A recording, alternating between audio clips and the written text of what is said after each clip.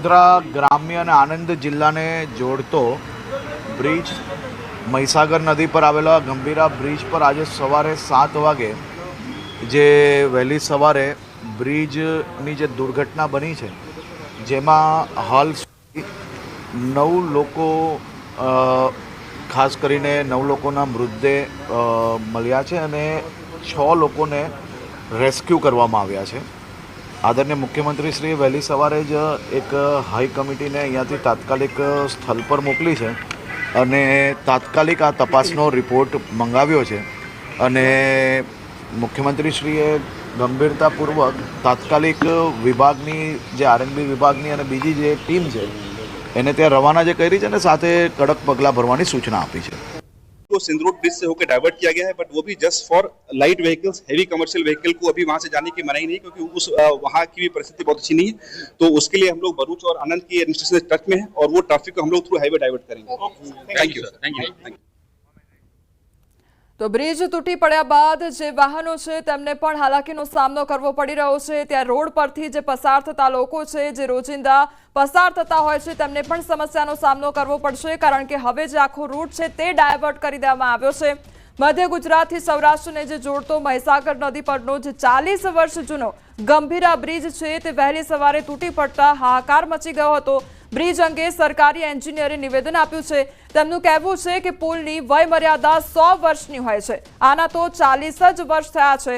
સમય મર્યાદા પૂરી નથી થઈ. એન્જિનિયર તો આ બ્રિજને જર્જરિત માનવા પણ તૈયાર નથી.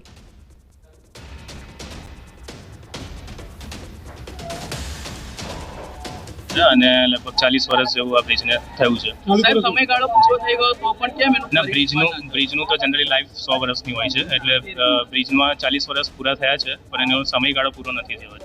જે ગયા વર્ષે અમને જે માલુમ પડેલું હતું અને ગયા વર્ષે ઓલરેડી એના ઉપર વેરિંગ કોટની ઉપર માસ્ટિક અસ્ફાલ્ટ અને ફૂટપાથ રિપેરિંગની બધી કામગીરી કરવામાં આવેલી હતી અને હાલમાં ચાલુ વર્ષે બી જે ખાડા ને એવું ત્યાં બ્રિજમાં દેખાયું હતું, માસ્ટિક અસ્ફાલ્ટમાં ડેમેજ હતું ને જર્જરિત નથી. તો આ એન્જિનિયર દ્વારા નિવેદન આપવામાં આવ્યું છે અને સ્પષ્ટ કહેવામાં આવ્યું છે તે તો સ્વીકાર કરવા માટે જ તૈયાર નથી કે આ બ્રિજ જે છે તે જર્જરિત હાલતમાં છે, તે પ્રકારનું તેઓ સ્વીકારવા જ તૈયાર નથી. એવું કહી રહ્યા છે કે 40 વર્ષ જૂનો જ આ બ્રિજ છે. હવે આખી ઘટનામાં યશુદાન ગઢવી દ્વારા શું કહેવામાં આવ્યું છે તે સાંભળીએ. જેના મૃતકો છે એમને ભગવાન આત્માને, એમની આત્માને ભગવાન શાંતિ અર્પે અને ઘાયલોને તુરંત સ્વસ્થ થાય એવી મારી ભગવાનને પ્રાર્થના છે. તો મહીસાગર નદી પરનો ગંભીરા બ્રિજ તૂટી પડ્યો અને ત્યારથી લઈને અત્યાર સુધીની આ પરિસ્થિતિ સામે આવી છે. સતત અપડેટ અમે સંવાદદાતા તરફથી લઈ રહ્યા છે અને સતત ત્યાંનો ત્યાગ મેળવવાનો પણ પ્રયાસ કરી રહ્યા છે. જે બચાવ કામગીરી છે તે હજુ પણ સતત ચાલુ છે. હજુ પણ મૃત્યુઆંક વધી શકે છે. અત્યારે 9 પર આંકડો પહોંચ્યો છે. જે લોકો છે તેમનું રેસ્ક્યુ કરવામાં આવ્યું છે. 5 જેટલા જે લોકો છે તેમને બચાવી લેવામાં આવ્યા છે અને ત્યારબાદ તેઓને સારવાર અર્થે ખસેડવામાં આવ્યા છે. તો મહીસાગર નદી પરનો ગંભીરા બ્રિજ તૂટ્યો અને ત્યારબાદ સુરત મુંબઈ હાઈવે પર પણ કામરેજ. તો અત્યારે જે પ્રકારની પરિસ્થિતિ જોવા મળી રહી છે ત્યારે સ્થિતિને કાબૂમાં લેવા માટેના પ્રયાસ હાથ ધરવામાં આવી રહ્યા છે. રૂટ પણ ડાયવર્ટ કરી દેવામાં આવ્યા છે કે જેના કારણે જે વાહન ચાલકો ત્યાંથી પસાર થતા હોય છે રોજિંદા, તેમને હાલાકીનો સામનો કરવો ન પડે તેને લઈને પણ સતત કામગીરી કરવામાં આવી રહી છે. ત્યારે ગંભીરા બ્રિજ તૂટતા વૈકલ્પિક રસ્તા પણ જાહેર કરી દેવામાં આવ્યા છે. મહીસાગર નદી પરનો ગંભીરા બ્રિજ તૂટ્યો અને સુરત મુંબઈ હાઈવે પર પણ કામરેજ બ્રિજની સ્થિતિ ખરાબ જોવા મળી રહી છે. NH48 ના તાપી નદીનો બ્રિજ પણ આવી જ હાલતમાં જોવા મળ્યો છે. તો સંવાદદાતા કીર્તેશ અમારી સાથે જોડાઈ ગયા છે. કીર્તેશ, જે સુરત મુંબઈ હાઈવે પરનો જે બ્રિજ છે તે પણ અત્યારે આ જ પ્રકારની પરિસ્થિતિમાં જોવા મળી રહ્યો છે. કીર્તેશ, બિલકુલ કોમલ, મહીસાગરનો બ્રિજ તૂટ્યો છે પણ સુરતનો નેશનલ હાઈવે 48 પર કામરેજ નજીકનો બ્રિજ હું બતાવીશ. આ ગમે ત્યારે તૂટી પડે એવી હાલતમાં છે. 1 મિનિટમાં 100 કરતાં વધુ ગાડી જ્યાંના જગ્યા પરથી પસાર થાય છે. ટોલ નાકું 1 કિલોમીટર દૂર આવેલું છે. 4 વ્હીલર પાસે 100 ને હેવી ગાડી પાસે 250 રૂપિયા લેવામાં આવે છે. ત્યારે આ બ્રિજની સ્થિતિ શું છે હું બતાવવા માંગીશ. 1 2 નહીં પણ 4 થી 5 મીટર સુધીનો આ બ્રિજ છે. ત્યાં લોખંડની પ્લેટ મારવામાં આવી છે અને તમામ ગાડીઓ એના પરથી પસાર થઈ રહી છે. આ જીવનું જોખમ ઊભું કર્યું એવો બ્રિજ છે.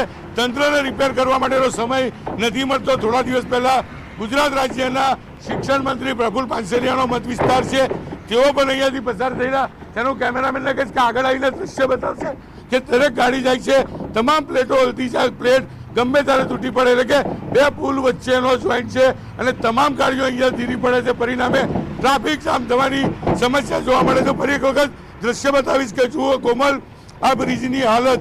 નેશનલ હાઈવે 48 છે, અમદાવાદથી મુંબઈને જોડતો આ રોડ છે. 1 કિલોમીટર દૂર ટોલ નાકું આવેલું છે. એક ભાઈ ઉભા છે, આપણે એની સાથે વાત કરવાનો પ્રયાસ કરીશું. શું કહેવું છે? કારણ કે અહીંયાથી પસાર થતા લોકો સૌથી વધારે સમસ્યાનો સામનો કરતા જોવા મળી રહ્યા છે.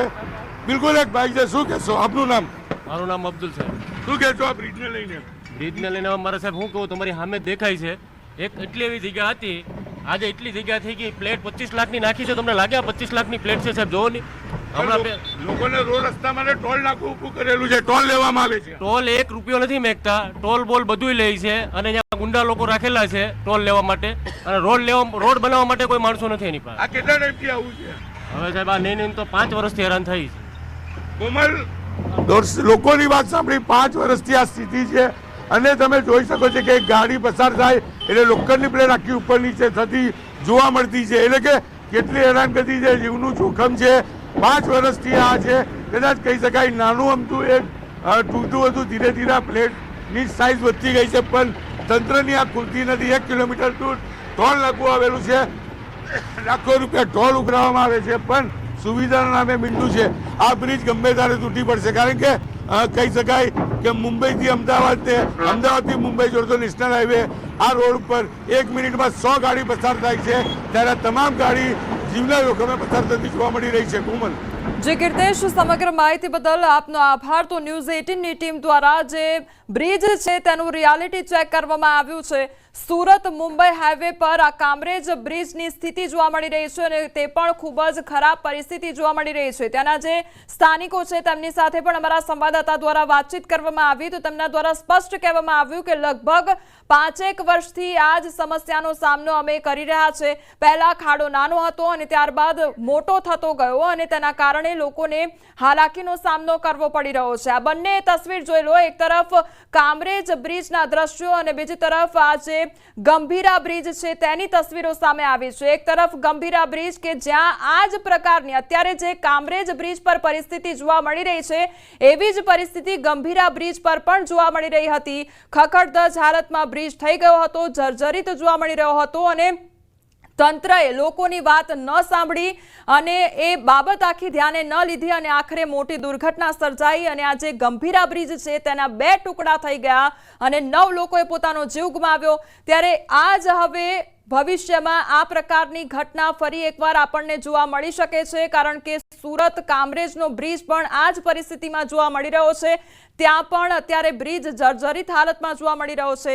વાહન ચાલકો લગભગ 5 વર્ષથી આ સમસ્યાનો સામનો કરી રહ્યા છે, તેમ છતાં